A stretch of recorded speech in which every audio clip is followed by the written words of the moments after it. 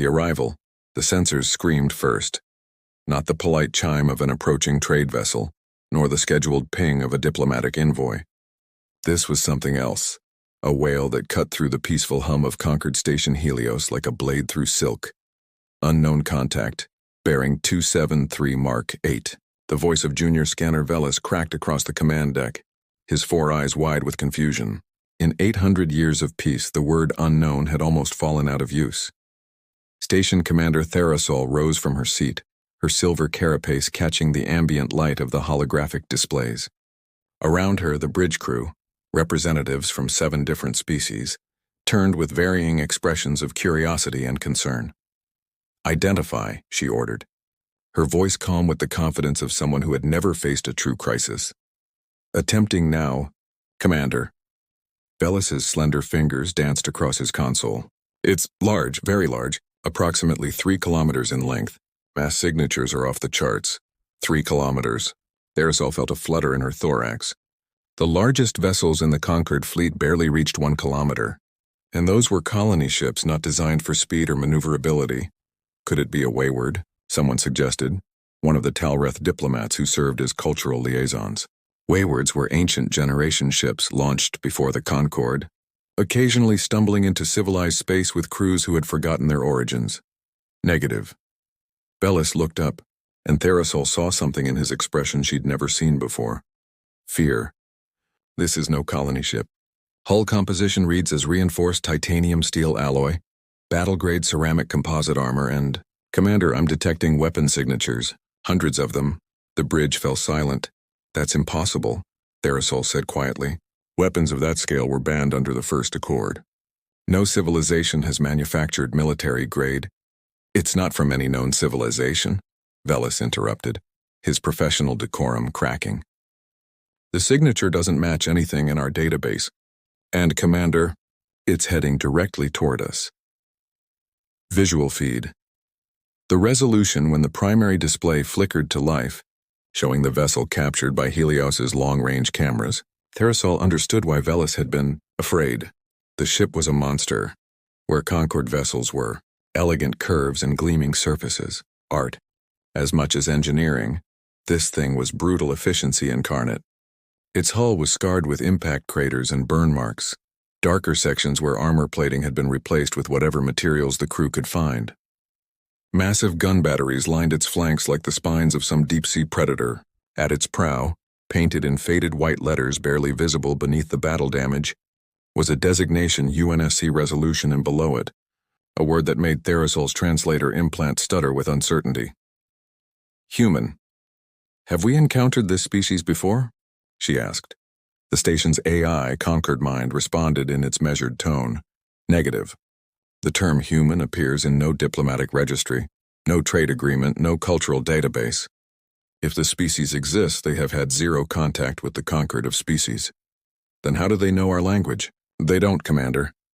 Velis looked up from his console. "They're broadcasting on multiple frequencies in dozens of languages, including several dead languages from the pre-Concord era. They're trying everything." Therasol made a decision. "Open a channel. Standard diplomatic protocols. Translate our response into their most frequently used broadcast language." "Channel open, Commander." Therasol straightened, drawing on 8 centuries of peaceful tradition. "Unknown vessel, this is Concord Station Helios. You have entered protected space without authorization or identification. Please state your origin, your intent, and prepare for standard customs inspection. We welcome all peaceful travelers." The response came after a long moment, long enough that Therasol wondered if they'd understood at all. Then a voice emerged from the speakers, rough and tired, but unmistakably carrying the weight of authority. "Concord Station Helios. This is Captain Elias Ward of the United Nations Space Command Warship Resolution. We apologize for the unauthorized entry. Our long-range communications were damaged in our last engagement, and we were unaware of your territorial boundaries."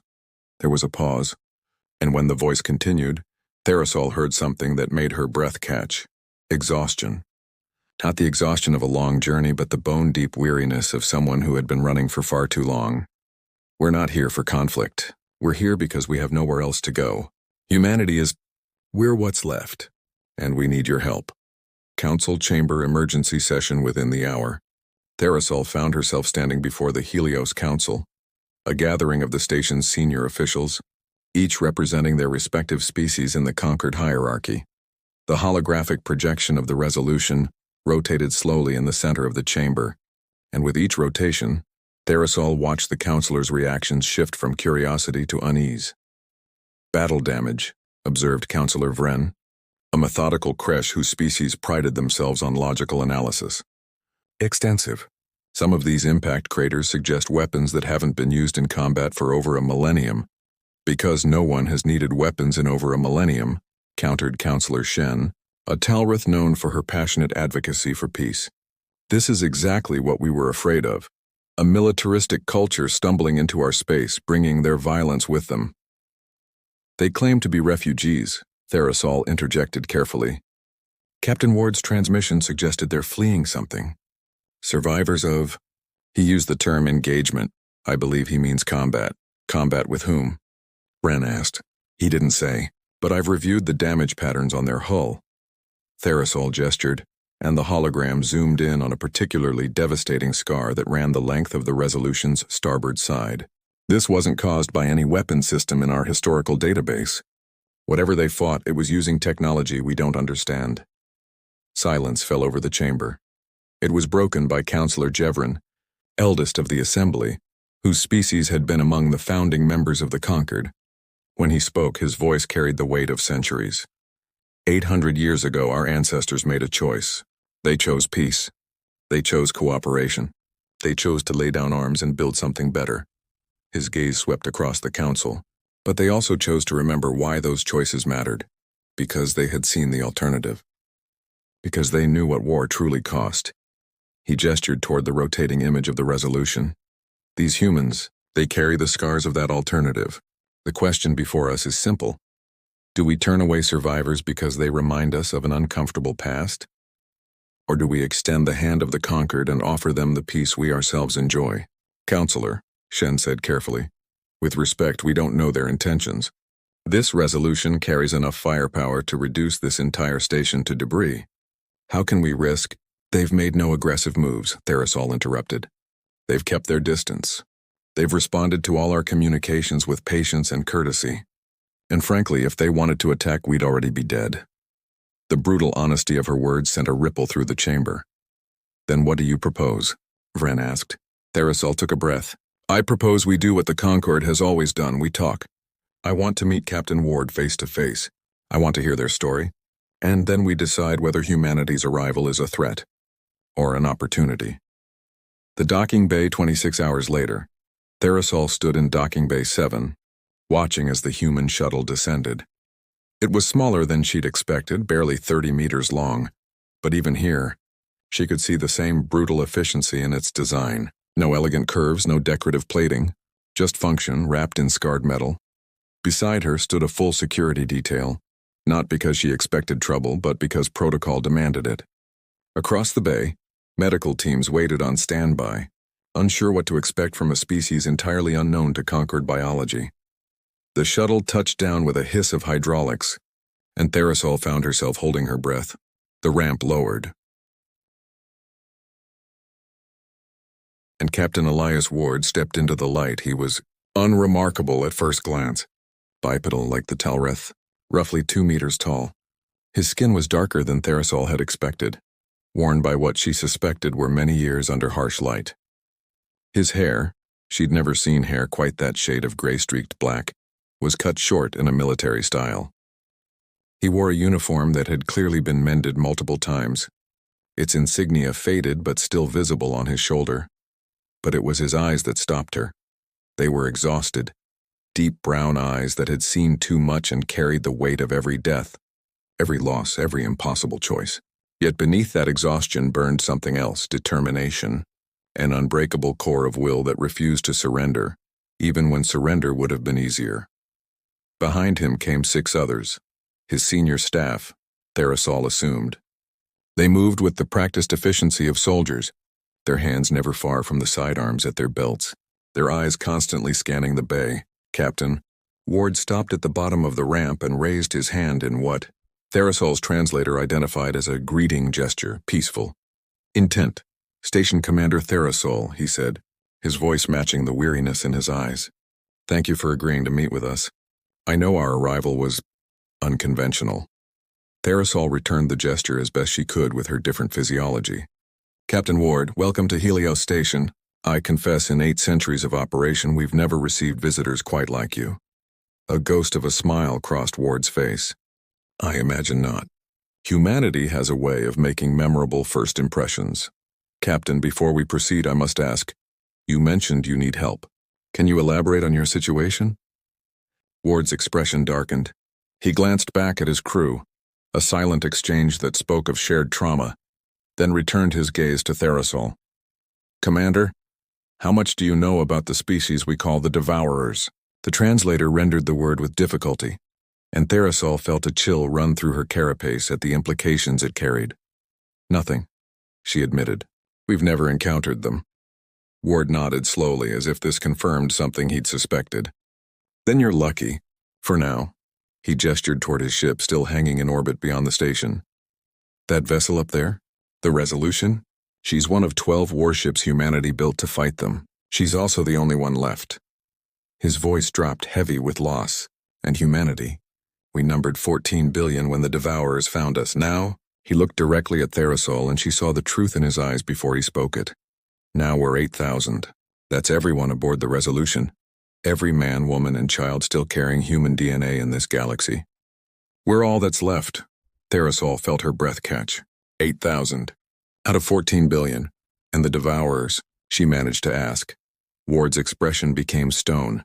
They're still out there, still hunting, still consuming everything in their path. He paused, and when he continued, his voice carried the weight of prophecy. Commander, we didn't come here just seeking refuge. We came to warn you. Warn us? The Devourers don't negotiate. They don't trade. They don't make peace. They only consume. Resources, worlds, civilizations, everything. Ward's hand clenched into a fist, and now that they've finished with human space, they'll be looking for new hunting grounds. He met her eyes one final time. Your concord, your 8 centuries of peace? The Devourers won't care. They'll come for you just like they came for us. And when they do, all your diplomacy, all your tradition, all your civilization. His voice dropped to barely above a whisper. None of it will matter. The truth in scars. The briefing room. The holographic display filled the entire chamber wall, and what it showed made even the most composed council members shift uncomfortably in their seats. Captain Ward stood before them, his posture military straight despite the exhaustion evident in every line of his face. Behind him, his chief science officer, a woman named Dr. Sarah Chen, operated the controls that brought humanity's nightmare into sharp, terrible focus. This was the colony world of New Hope, Ward said quietly as the image resolved into a planet. Population 2.3 million. Agricultural world, neutral in all political disputes. No military installations, no strategic resources, just farms and families. He nodded to Chen and the image shifted. Therasol heard someone gasp. She couldn't blame them. The planet was dying. Not burning, not exploding in some dramatic cataclysm. That would have been cleaner. Instead, the world looked as if something was unmaking it from the inside out. Vast sections of the surface had been stripped down to bedrock, the continents themselves showing geometric patterns of consumption. In orbit, massive organic-looking structures, each the size of a moon, pulsed with a sickly bioluminescence. This was taken 6 months before New Hope's star went dark, Ward continued, his voice carefully controlled. The Devourers don't just take resources, they take everything. They consumed the oceans first, then the atmosphere, then the crust itself. When they were done with the planet, they moved to the star. That's impossible, Counselor Vryn said, his logical Kresh mind struggling to process what he was seeing. To consume stellar matter would require technology beyond what you consider possible. Ward interrupted, not unkindly.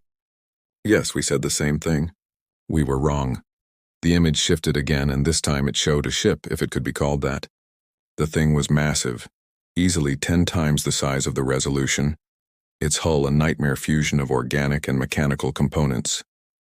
Weapon ports gaped like wounds along its flanks, and at its core, something pulsed with the same sickly light as the orbital structures. This is what we call a harvester-class vessel.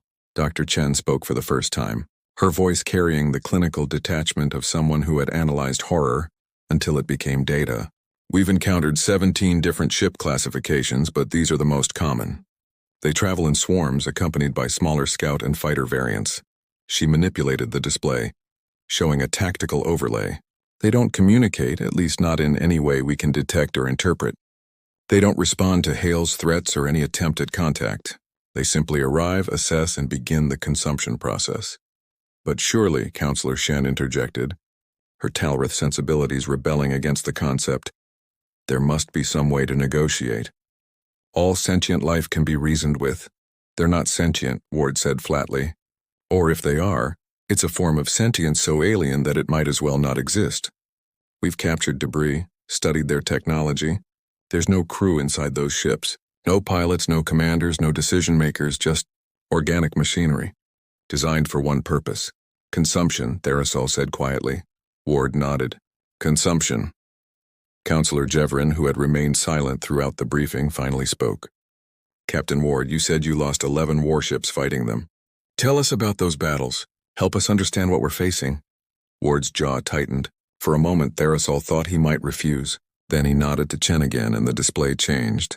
The Battle of Kepler Station what followed was 20 minutes of the most brutal combat footage Therasol had ever witnessed, and she suspected it was heavily edited to spare them the worst of it.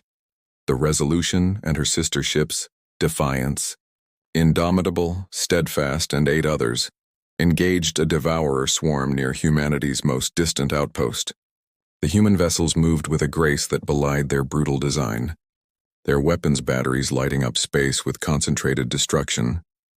But the devourers, they moved like a living thing, like a school of predatory fish swarming around their prey. For every ship humanity destroyed, 2 more appeared. Their weapons weren't clean energy beams or precise missile strikes. They were writhing tendrils of something that looked biological, but moved with mechanical precision, latching onto hulls and eating through them. Therasol watched as the UNSC Valiant was overwhelmed, its armor breached in a dozen places. Escape pods launched, desperate pinpricks of light fleeing the dying ship. The devourers ignored them, focused entirely on the vessel itself, stripping it for resources even as it tumbled through space. They don't kill for sport or territory, Ward narrated, his voice hollow. They kill because we're in the way of what they want, our ships, our stations, our worlds. Individual lives don't matter to them. We're just inefficiencies in the harvesting process. The battle continued. One by one, humanity's warships fell. The Indomitable rammed a harvester at full burn, sacrificing itself to give civilian transports time to flee. The Steadfast held the line until her reactor went critical, taking 3 devourer ships with her in a blast that lit up the display like a newborn star. Through it all, the Resolution fought. Ward commanded from his bridge, his orders sharp and decisive even as his ship took hit after hit. Therasol could see the tactical brilliance in his maneuvering, using debris fields for cover, concentrating fire on vulnerable points, protecting the weaker vessels in his fleet. But brilliance wasn't enough. By the time the battle ended, by the time the survivors managed to jump away into faster-than-light travel, 11 of 12 human warships were destroyed or crippled beyond repair. The Resolution limped away, her hull breached in 37 places, trailing atmosphere and debris. Behind them, Kepler Station burned.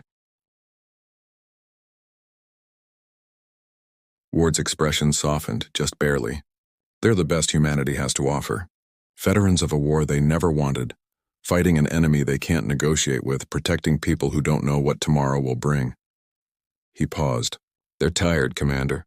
We're all tired, but they haven't given up. Humanity doesn't know how to give up. Dr. Chen stepped forward, her expression serious. Commander, we've been tracking devourer movement patterns for 3 years. They don't travel randomly, they follow predictable vectors, consuming everything in their path before moving to the next target-rich region. She brought up a star chart, and Therasol's heart sank as she saw the projected paths. Dozens of red lines, all converging on a single region of space, Concord space. Based on their current trajectory and consumption rate, we estimate they'll reach your outer colonies in approximately 8 months, Chen continued clinically. Full invasion of core conquered territory within 18 months. That's impossible, Counselor Shen breathed. We have early warning systems, detection grids, that are designed to detect ships, Ward interrupted. Ships that broadcast identification signals, that follow navigation protocols, that operate within the parameters of your understanding. He shook his head. The Devourers don't play by those rules. They'll appear on your doorstep, and by the time your sensors recognize the threat, they'll already be feeding. Jevrin leaned forward, his ancient eyes studying Ward with an intensity that made even the battle-hardened captain pause. Captain Ward, you came here seeking refuge, but that's not the whole truth, is it? You came here with a purpose, Ward met his gaze evenly. You're right. We came here to warn you, yes, but more than that. He took a breath. We came here hoping that maybe, just maybe, we wouldn't have to fight alone anymore. The proposal Therazol felt the weight of what Ward was asking settle over the chamber like a physical thing. You want us to help you fight them, she said, quietly. I want you to help yourselves, Ward corrected. We're just the ones who've already learned the lesson you're about to face.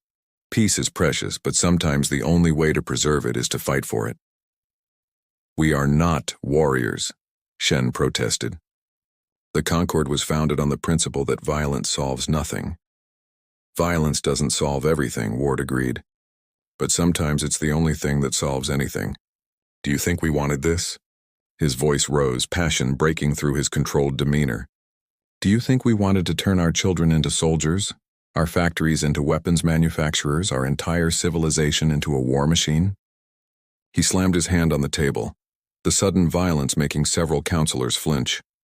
We had 8 centuries of relative peace before the Devourers found us. 800 years of art and music and philosophy. We had problems, sure, what civilization doesn't? But we were trying. We were building something better. His voice dropped back to its normal register, but the intensity remained. And then they came. And all our art, all our philosophy, all our careful progress, none of it mattered. Because you can't reason with extinction. You can't negotiate with hunger. You can't make peace with something that doesn't even recognize you as alive. He looked around the chamber, meeting each counselor's eyes in turn. The Devourers took everything from us. Our worlds, our people, our future. But they didn't take our ability to fight back. And now I'm offering you that same ability before it's too late. What exactly are you proposing? Fren asked carefully. Dr. Chen brought up a new display. Technical schematics, tactical analyses, resource allocation charts.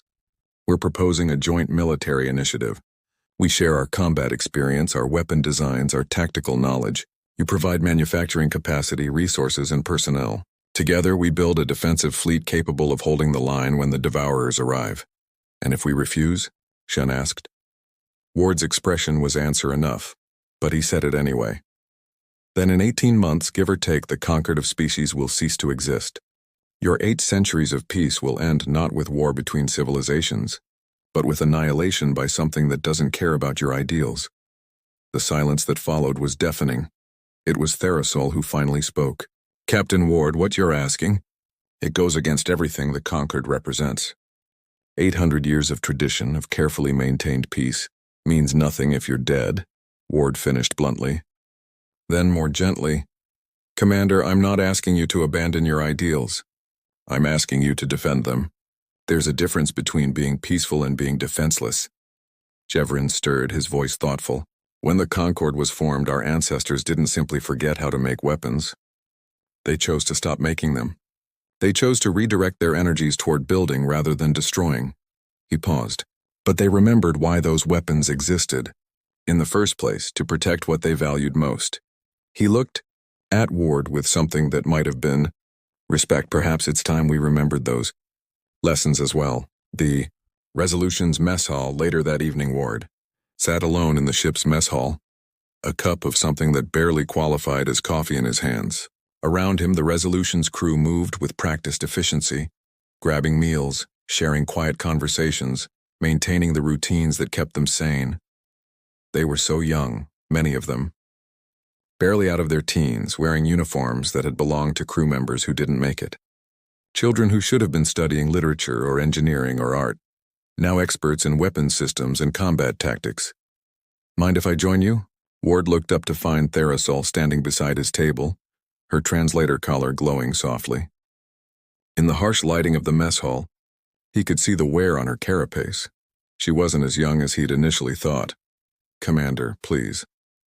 He gestured to the seat across from him. She settled into it with surprising grace, her multiple limbs finding comfortable positions. For a moment, neither spoke. "Your crew is very young," she finally observed. "Too young," Ward agreed. "But when you're fighting extinction, you don't have the luxury of waiting for people to grow up. You grow them up fast or you die. Is that what happened to you?" Ward's laugh was bitter. "Me? No, I was already old when this started. Career military. Spent my life preparing for threats that never came. Then when a real threat finally arrived." He trailed off, staring into his coffee. Turns out all that preparation wasn't nearly enough. Therisol studied him carefully. "You blame yourself. For the losses, I'm the captain. The losses are always my fault." Ward's grip tightened on his cup. "Every decision I make, every order I give, people live or die based on whether I'm smart enough, fast enough, good enough. And I'm never quite enough. Yet your crew follows you. They don't have a choice, don't they?" Therisol tilted her head in a gesture Ward was learning meant curiosity. "I've been observing them since you arrived. The way they move around you, the way they respond to your presence, that's not obedience born of necessity.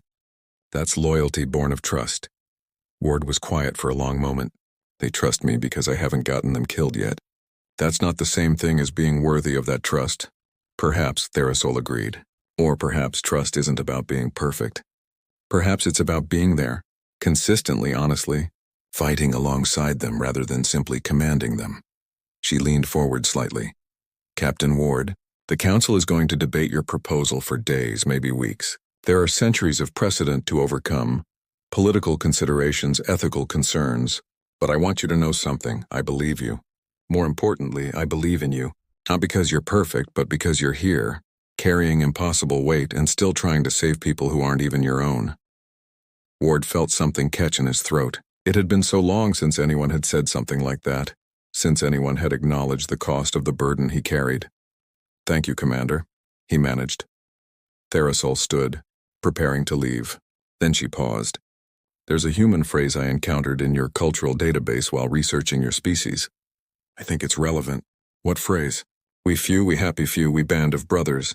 For he today that sheds his blood with me shall be my brother." Ward recognized it immediately. Shakespeare, Henry V. A play about impossible odds and unexpected victory.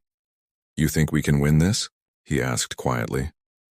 Therisol's expression, insofar as Ward could read it, seemed to shift towards something like determination.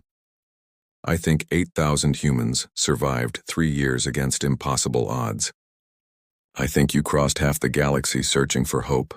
And I think," she paused, "I think the Concord forgot that peace isn't given. It's earned, it's defended, and sometimes it's fought for by people brave enough to stand between darkness and light." She turned to leave, then looked back one final time. "Get some rest, Captain. Tomorrow we start teaching each other. You'll teach us how to fight, and we'll teach you that you don't have to fight alone anymore."